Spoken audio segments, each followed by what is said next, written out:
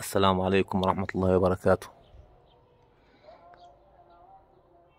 إن شاء الله النهاردة هنتكلم عن فيديو مهم جدا، فيديو فيه فوائد كتيرة جدا لصحتك وصحتك. فيديو بيتكلم عن نبات صحراوي غني جدا بالعناصر الغذائية. نبات الناس لما عرفت أهميته بدأت تزرعه في البلكونات أو في الشرفات. النبات ده يا اخوانا في منتهى الأهمية رغم ان هو نبات صحراوي. النبات ده اسمه نبات الصبار. نبات الصبار سبحان الله جاي من الصبر، لأنه هو بيتحمل العطش الشديد في الصحاري. زي ما انتم شايفينه أوراقه ده بيتميز بأوراق عصيرية. طب ايه فايدة نبات الصبار ده؟ لو انت مهتم تابع معايا الفيديو لغاية النهاية. النبات ده أول ناس استخدموه على فكرة، عشان تبقى عندك معلومة، المصريين القدماء والهنود والصينيين أول ناس استخدموه.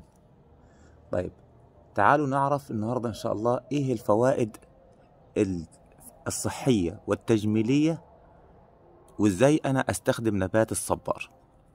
أول شيء فوائده الصحية، بيعمل على ترطيب ودعم المناعة. إزاي وكيف وليه؟ لأن في جل اسمه جل شفاف جوا الصبار. الجل ده بيحتوي على نسبة كبيرة جدا من الماء وفيتامين سي وفيتامين اي وفيتامين بي 12، والثلاث فيتامينات دول او خاصة فيتامين اي وفيتامين بي 12 ده بيساعد في تنشيط الجسم وتقوية المناعة. كمان الصبار ده الجل بتاعه الشفاف من الداخل بيستخدم كعصير طبيعي يساعد على تهدئة المعدة، بيهدي المعدة خالص وبينظم الهضم جوه جسمك، وبالتالي بيتخلص من السموم، بس لازم نستخدمه بكميات معتدلة.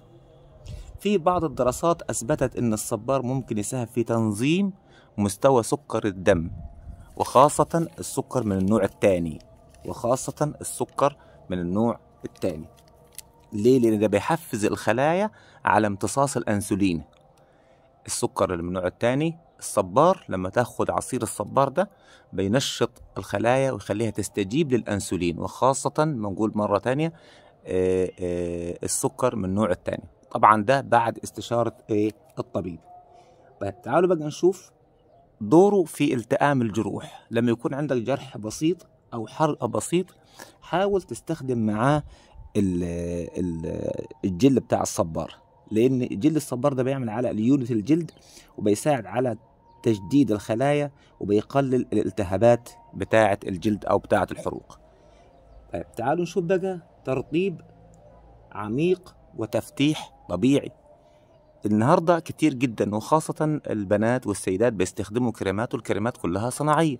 طب ما احنا ربنا ادانا نبات طبيعي في الصحراء، وزي ما انا قلت ممكن تعمل كده إناء وتزرعه في البلكونة أو في الشرفة بتاعة العمارة بتاعتك وتستفيد منه.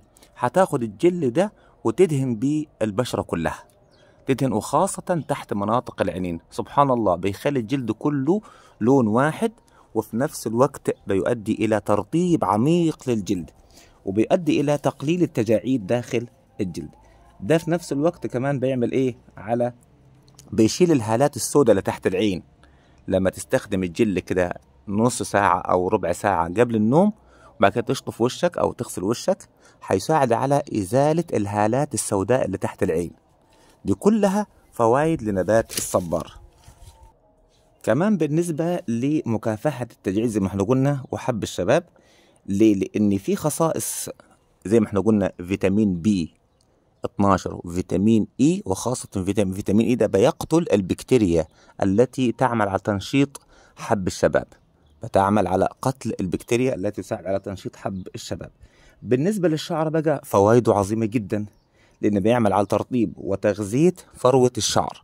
بيعمل على ترطيب وتغذية فروة الشعر. ليه؟ لأنه غني بالمواد اللي بتنظف الجلد من الخلايا الميتة، وبيقتل أو يقلل طبقات القشرة. بالتدريج. برضو كيف استخدمه؟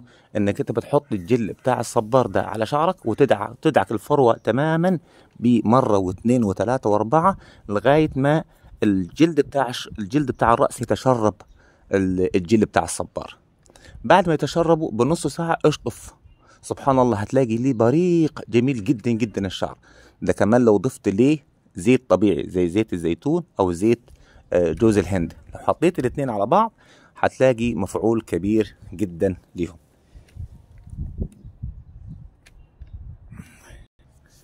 كمان هو بينشط الدورة الدموية في فروة الرأس، وبالتالي بتبقى بصيلات الشعر قوية. ده إضافة إن هو بيشيل القشرة وبيؤدي إلى نعومة ولمعان الشعر، بيؤدي إلى تغذية فروة الرأس وخاصة طبقة الجلد ديت، فبالتالي بيزيد من قوة ونعومة الشعر. ده بالنسبة للاستخدامات بالنسبة للشعر. طيب كيف استخدم أنا الصبار؟ ادي ورقة زي ما انتم شايفينها، ورقة ما شاء الله تخينة. الورقة دي ورقة الصبار دي اللي انتم شايفينها في ايدي ما شاء الله تخينة. هعمل ايه فيها بالظبط؟ هقول لك. هتبدأ تقطع الجزء الابيض اللي تحت ده، شايفين الجزء الابيض ده؟ تقطعوه. شايف منزل مادة صفرة، خليه يصفي المادة الصفرة دي. المادة دي صعبة شوية سواء على الجلد او على المعدة. شايف المادة الصفرا اللي نازلة مني ده؟ ايوه المادة دي صعبة شوية، مادة صعبة شوية. مش هقول لك اسمها لكن هي ليها اسم معروف علميا، لكنها مادة صعبة. امال اعمل ايه؟ تابع معي كده. ديت الجل اهو، الطبقة الخفيفة الشفافة اللي ماسكها دي اسمها طبقة الجل. هتاخدها وتطلعها كده من الصبار نفسها وتحطها في الخلاط وتضربها في الخلاط. شايفين لو انت سيبتها في كيس، طبعا شايفين المادة الصفراء اللي نازلة تحت دي مادة شديدة على المعدة زي ما احنا قلنا من شوية. انت هتعمل ايه؟ هتاخد الجزء ده وده، هتقشر الجانبين دي، تشيل طبقة الأشواك دي كلها، وممكن تحط الطبقات دي كلها في كيس شفاف، وتبدأ تاخد طبقات الجلد دي كلها وتضربها في الخلاط وتخليها اما تعمل منها عصير زي ما قلنا، عصير خفيف للمعدة ويخلط معاه جزء من الزيت الزيتون او اسف يخلط معاها ليمون او جزر وتشربها. وممكن تشربها على كده خفيف بس ما تكترش منها، لكنها مريحة جدا للجهاز الهضمي. ادي الطبقة اللي احنا قلنا عليها اهي، ديت كلها اهي مليانة ما شاء الله. يعني انا هحاول اقطع لك حتة كده منها وتشوف شكلها ايه. دي بقى الطبقة بتاعة الجل، شايفينها بتلمع ازاي؟ دي طبقة الجل اللي المفروض بتجيب سكينة كده او اي آلة وتشخط المادة ديت، وابعد تماما عن المادة الصفراء زي ما احنا قلنا. شيل الحواف بتاعة الورقة دي اهي، الشوكية دي شيلها، الحواف دي كلها شيلها الاول.